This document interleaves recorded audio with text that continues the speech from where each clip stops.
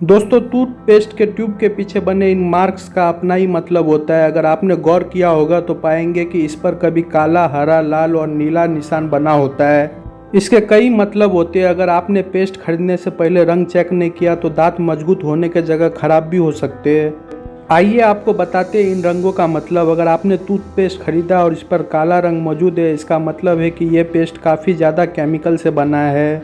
आपको ऐसे पेस्ट को खरीदना अवॉइड ही करना चाहिए। इसके अलावा अगर आपके पेस्ट पर लाल रंग का निशान है तो इसका मतलब यह है कि यह पेस्ट मिक्स है, यानी इसमें नेचुरल चीज मिली है लेकिन उसके साथ ही कई तरह के केमिकल भी है। वही नीले रंग का मतलब है कि यह पेस्ट प्राकृतिक चीजों के साथ ही मेडिसिन से युक्त है। अगर आप सबसे सेफ पेस्ट खरीदना चाहते हैं तो हरे निशान वाले ट्यूब को खरीदे। दोस्तों, एक छोटी सी माचिस की तीली बड़े बड़े कारनामे कर सकते हैं। आप भी हर रोज इसका उपयोग करते होंगे। क्या आप जानते हैं कि माचिस की तीली का आविष्कार कब हुआ, कैसे हुआ था? माचिस का आविष्कार 31 दिसंबर 1827 को ब्रिटिश वैज्ञानिक जॉन वॉकर ने किया था।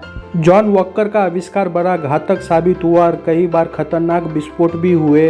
1855 में दूसरे केमिकल्स के मिश्रण से एक सुरक्षित माचिस का निर्माण किया गया, जिसका उपयोग आज तक किया जा रहा है। माचिस की तीली कई तरह की लकड़ियों से बनती है, हालांकि सबसे अच्छी अफ्रीकन ब्लैकवुड से बनती है। पॉपुलर नाम के पेड़ की लकड़ी भी माचिस की तीली बनाने के लिए काफ़ी अच्छी मानी जाती है।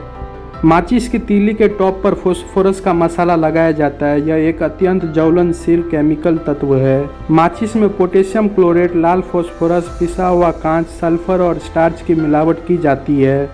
दोस्तों, आपने चंद्र ग्रहण और सूर्य ग्रहण के बारे में सुना होगा। दोनों ही खगोलीय घटना है, लेकिन क्या आप इनके बीच का अंतर जानते हैं? सूर्य सौर मंडल में एक जगह स्थिर है। हमारी पृथ्वी सूर्य का चक्कर लगाती है। सूर्य ग्रहण तब होती है जब सूर्य और पृथ्वी के बीच चंद्रमा आ जाता है। इसमें चंद्रमा सूर्य को आधा या पूरा ढक लेता है। जब सूर्य और चंद्रमा के बीच में पृथ्वी आ जाती है तब चंद्र ग्रहण होता है। पृथ्वी चंद्रमा को अपनी छाया से ढक लेती है। दोस्तों, भारत के सीमावर्ती इलाके में एक जगह संग्रीला घाटी है। यह घाटी तिब्बत और अरुणाचल के सीमा पर मौजूद है। पद्म विभूषण और साहित्य अकेडमी से सम्मानित राजकीय संस्कृत कॉलेज वाराणसी के पूर्व प्राचार्य डॉक्टर गोपीनाथ कविराज ने अपनी किताब में इस जगह का जिक्र किया है।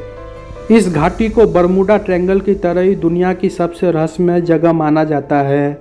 बताया जाता है कि इस जगह पर भूहीनता का असर रहता है। यही नहीं, कुछ लोगों का मानना है कि इस घाटी का सीधा संबंध दूसरे लोग से है। तंत्र साहित्य लेखक और विद्वान अरुण कुमार शर्मा ने भी अपने किताब तिब्बत की वह रहस्यमय घाटी में इस जगह का जिक्र किया है। किताब के मुताबिक दुनिया में कुछ ऐसी जगह है जहां भूहीनता और वायु शून्यता का असर महसूस होता है। ऐसी जगह पर वायुमंडल के चौथे आयाम का असर रहता है। माना जाता है कि इन जगह पर जाकर वस्तु या व्यक्ति का अस्तित्व दुनिया से गायब हो जाता है। ऐसे ही जगह के तौर पर संग्रीला घाटी का भी नाम लिया जाता है।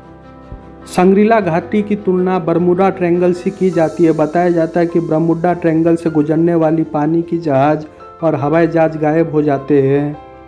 इसी जगह को भूहीनता के असर वाले क्षेत्र में गिना जाता है। चीन की सेना ने इस जगह को तलाशने की कोशिश की, लेकिन कुछ हाथ नहीं लगा। तिब्बत विद्वान युद्ध संघ के मुताबिक संग्रीला घाटी का संबंध अंतरिक्ष के किसी लोक से है। तिब्बती भाषा की किताब काल विज्ञान में इस घाटी का जिक्र है।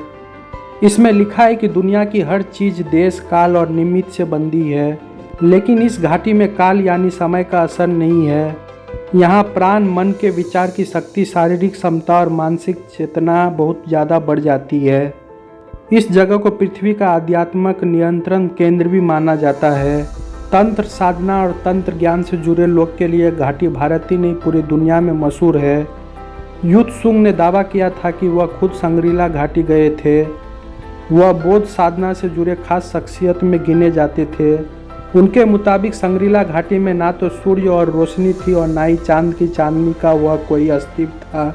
माहौल में बस एक दूध या रोशनी फैली हुई थी, साथ ही वह विचित्र सी खामोशी छाई हुई थी। युद्ध सुंग ने वाराणसी के तंत्र विद्वान अरुण शर्मा को बताया था कि वह एक और मठा, आश्रम और अलग अलग आकृतियों के मंदिर थे। दूसरी ओर दूर तक फैली हुई संग्रीला की सुनसान घाटी थी। संग्रीला घाटी को सिद्ध श्रम भी कहा जाता है। यहाँ की 3 साधना केंद्र प्रसिद्ध है। पहला ज्ञानगंज मठ, दूसरा सिद्ध विज्ञान आश्रम और तीसरा योग सिद्ध आश्रम। सिद्ध श्रम का जिक्र महाभारत, वाल्मीकि रामायण और वेदों में किया गया है। सिद्ध श्रम का उल्लेख जेम्स हिल्टन की काल विज्ञान पुस्तक लॉस्ट हॉरिजन में भी किया गया है। जेम्स हिल्टन ने किताब में इस रहस्यमय घाटी के बारे में लिखा है कि वह लोग सैकड़ों साल तक जीवित रहते हैं। उनकी पुस्तक को पढ़कर कई देश विदेशी खोजियों ने संग्रीला घाटी का पता लगाने की कोशिश की, लेकिन किसी को सफलता नहीं मिली।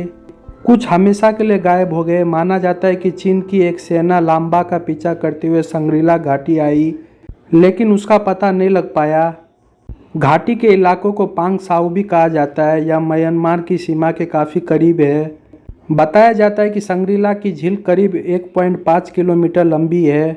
इसकी चौड़ाई अलग अलग जगह पर अलग है, फिर भी अनुमान के मुताबिक एक जगह पर इसकी अधिकतम चौड़ाई 1 किलोमीटर है। माना जाता है कि प्राचीन समय में झील 2.5 किलोमीटर लंबी थी। तब यह झील शीत लेवल रोड से शुरू होती थी। आजकल इसे लेदो रोड के नाम से जाना जाता है।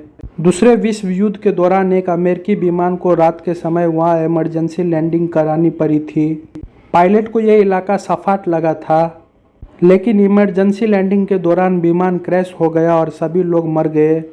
तब से कहा जाने लगा कि अगर कोई भी इस झील के पास जाता है तो लौटता नहीं है। अगर ये वीडियो आपको अच्छा लगे तो वीडियो को लाइक कीजिए, शेयर कीजिए और चैनल को सब्सक्राइब कीजिए। मिलते हैं नेक्स्ट वीडियो में।